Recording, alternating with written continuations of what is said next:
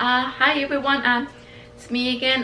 The chapter from My Hero Academia was finally released. I saw some of the spoilers last night, and honestly I just been super excited to start reading the full chapter because my god, there's so much to talk about. I hate that the fact they're gonna go on break next week because they left me in such a cliffhanger, but finally my wish came true.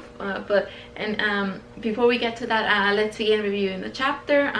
So the chapter begins with Endeavor calling Deku to not to literally go overboard. That supposedly he's Japan is supposed to get the help of some heroes from the US. That it's only a matter of time that they should be arriving. Deku says that he's fine, that he could still keep moving. We see that after the last chapter, he decided to part ways with All Might to keep him safe. Many people thought, oh, Deku is becoming a villain, but I did not think so. I mean, Deku literally appreciates All Might. He's really dear to him, and the fact that All for One told him you're next, he just doesn't want to risk All Might's life. And even his classmates, I mean, that's the main reason he left UA, to protect his friends.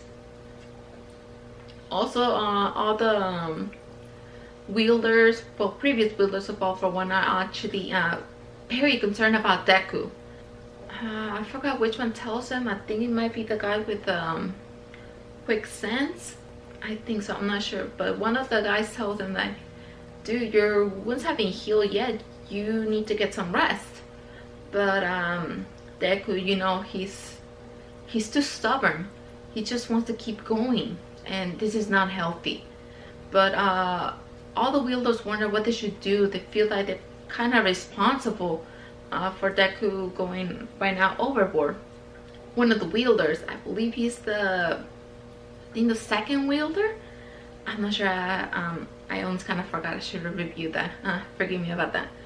But he says that they have no right to stop Deku from doing what he's doing, but all of them wish to find a way to protect him. We see that after Deku's danger sense it gets activated, he appears to go to like some type of shopping mall and protect some civilians from a group of villains. Of course, some of the civilians are afraid of Deku. They're thinking, oh, this is All for One subordinate. Deku, of course, tells them, dude, I'm not All for One subordinate. I'm here to help you guys. And we see that Deku's score has evolved more. He's getting more,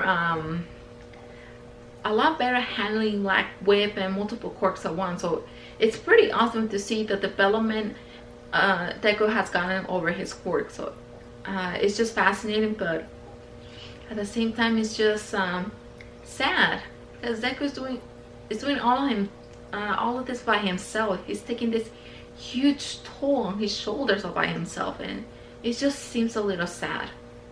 We see the mental state that Deku is in right now. He just doesn't want to drop anyone. He just wants to stop the League of Villains, All for One, from doing any more damage, so he could finally be with his friends and laugh with them.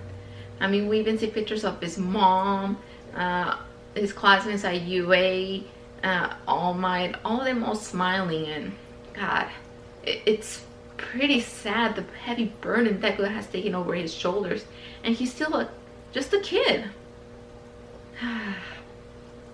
Then we see Deku arriving at Ground Zero, you know, where All Might and All for One fought and All Might was victorious. We can see the statue of All Might still has that message, I am not here. It's just pretty impactful, especially how Japan right now, the condition Japan is right now. So it just hits very hard seeing that statue with that sign, I am not here. But besides that, we see another prisoner from Tartarus. I think he's called the Dictator, and he has this quirk called Dictatorship.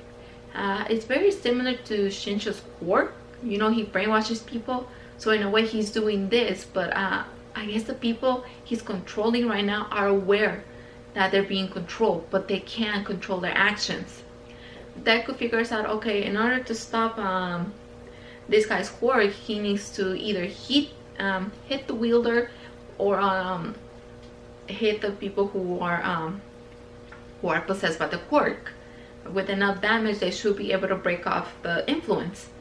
But unfortunately, there's way too many people, and Deku doesn't have, you know, his Air Force gloves to kind of minimize the damage. He also doesn't want to use Black Whip because he could really hurt the people. And I guess Deku is like literally giving up right now, and the people are telling him, we're not doing this, it's not us. So you could see the impact it's having on Deku, just fighting multiple people constantly, regularly, and then people fighting and telling him that they're not doing this. It's just a huge toll on Deku. He's like, yeah, he's literally giving up here. I mean, he's exhausted. He hasn't taken a day break's rest. He hasn't let his injuries healed, and this is the toll we were talking about. And it reminds me of Night Eye's warning that he told All Might: if you keep going like this, you're gonna end up dying. You're gonna suffer a gruesome death, and it's almost literally happening here.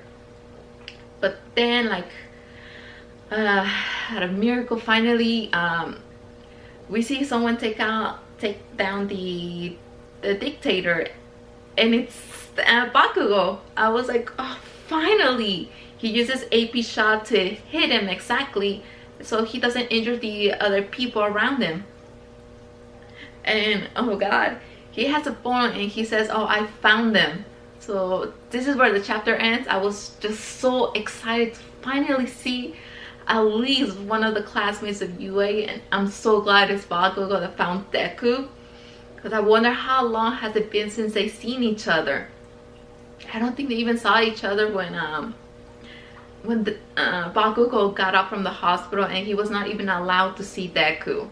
So wow, which makes me wonder, what do you mean I found him, and who is he calling? I'm thinking this has to do with Shoto trying to call Endeavor, but of course Endeavor didn't answer the call. I have a feeling he must be contacting Todoroki, but who knows. I'm just so excited to see what's gonna happen next. Why hasn't UA really found Deku? I'm thinking since Deku's just moving around so much, he doesn't want to stay in a location for too long, so that makes it very hard for UA to locate him. So this is just out of pure luck that Bakugo was finally able to find Deku. I just have so many questions. Very likely Bakugo is gonna take Deku somewhere so he could kind of rest, help him heal his wounds, probably even take him to Recovery Grove if she's still alive at this point, because we don't really see Recovery Grove right now.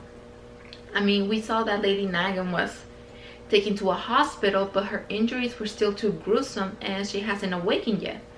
So it makes me wonder, well, where is Recovery Grove in all this? I mean, probably I'm thinking she can't really use her quirk on Lady Nagan because, you know, it requires stamina. So probably the stamina that Lady Nagan has is just too little, and she will die if Recovery Girl uses her quirk on her. But right now I just have so many questions. What's gonna happen after this?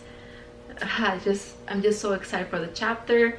It was a great chapter. We see that it continues getting so dark, but finally at this last panel we saw just a tiny bit of hope, that tiny bit of dazzling light finally shining on Deku once again. Because literally all the chapters right now have been just so dark, so depressing. It literally makes my heart ache for Deku. The last chapter when All Might and Deku just parted ways was just extremely heartbreaking. It, like, really crushed me. I don't even know what to say. I mean, just imagining the chapter again in my mind, it's just it just was one many. God, see, I can't even talk. I just literally want to cry, but I don't want to cry right now. But anyway, I hope you like this video. Thanks for watching, and I hope to see you for the next video and also the reaction for My Hero Academia. Bye.